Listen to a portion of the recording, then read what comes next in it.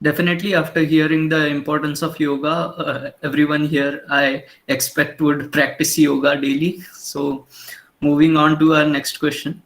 Now that we all know what exactly GSOC is, I wonder how should an individual begin with the preparation of GSOC? So, what according to you is the perfect way to start the preparation of Google Summer of Code? Yeah. So firstly, GSOC is not an exam that you will have to prepare a lot for that. It is, for example, if you're giving a paper of any of like you're giving a paper of linear algebra, so it is more like you should know linear algebra to do that, right? But GSOC is something like you have your own skills. You just have to find a project that matches with your skills. It is nothing extra that you need to learn, right?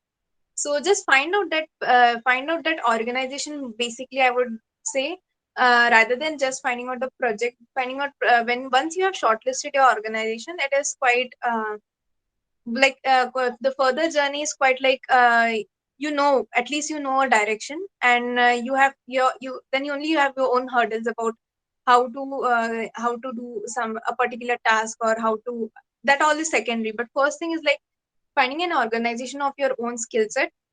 Secondly, it is any time of the year is good to begin with. There is not only GSOC, there are many coding programs to begin with. If you there is Girl Script Summer of Code, there is Mozilla's coding, there is FOSS Asia's coding, Summer of Coding, Winter of Coding. It goes throughout the year, I guess. IIT Kharagpur has Winter of Coding. Then Julia, I have heard Julia organization has a Google Summer of Code.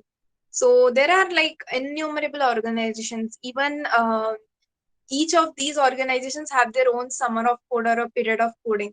So it is not only GSOC, you can apply to all these. And I would say that GSOC is actually the biggest of these. It is an umbrella of all these organizations, of course. If you want yourself to prepare it for, and if you're in your first and second year, go for these coding programs. Indian coding programs from IITs, and coding programs that are from like Girls Script Summer of Code. You can go for these and prepare for GSOC. When in your proposal, it is definitely going to add when they have seen that you have already worked for some of the Summer of Code. So that is a very plus point. Don't just do it in last moment that GSOC is in March, you started in April, or you started in this. Throughout the year, keep on learning open source, keep on learning these Summer of Coding programs and everything. So, ma'am, our next question would be how to write a proposal to an organization, and ideally, how many proposals should be written by an applicant? Also, is stipend to be kept in mind while applying for any of the organizations? Yeah. So first thing, a stipend should be the last thing you should be concerned about. So I heard it many times. I have heard people saying that Google reduced the stipend from 6,000 USD to 3,000 USD, and when it came to country-wise distribution, I guess Indians used to get some, I think, around 3,000 USD. And I have seen many of the Indians like saying that this is not fair, or something that they won't apply. Then even last year, I guess from 2020 to 2021, it is even done reduced to 1,500 USD. But I guess that is the last thing you should be concerned about. Their thing is that now GSOC is not a full-time summer of coding; it is part-time summer of coding. So the hour of coding is also reduced, and that is why it is reduced to 1,500 USD. I've heard some people telling that since it's reduced, they won't be applying. So that is all very like the I won't call it, that should be a thought process when you're applying to such organizations. So that is the last thing you should be concerned about. Talking about the proposals, so I had mentioned a proposal format that I said how your proposal should be. It should be your first thing. Your proposal should be your own signature. Don't just copy paste someone else's proposal. It will never get you in anywhere unless you desire develop that skill of writing your own proposal. You are not going to be like that acquainted with it. Secondly, the thing is, include these things in your. Don't forget to include timeline deliverables in your proposal. Many people have seen forget that. Include your introduction very crisp and very nicely. So keep that intro paragraph ready. it helps you anywhere, even in contacting on LinkedIn, contacting to mentors. Keep that brief introduction ready. And when comes the main part of proposal, that is, you have to write about the project in that part.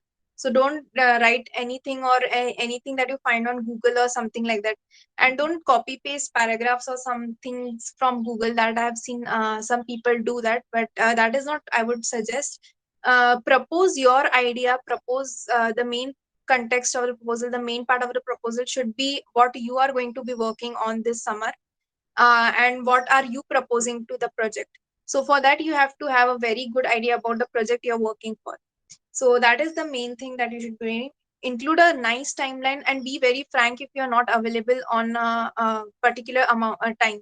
So for example, if I have had my university exams in June, so I had mentioned quite early in my proposal itself that I won't be available for 1 week. Even if you're going for vacation, you can mention that 1 week I will be on vacation, I won't be able. So be transparency is appreciated, and it is better you provide them transparent and timeline of your proposal. That is very, very important. So later you don't just stumble upon with them that you are not able to do your task in that week, and that time you mention that I want 1 week leave. So don't do such things. Be very transparent in your timeline and in your proposal.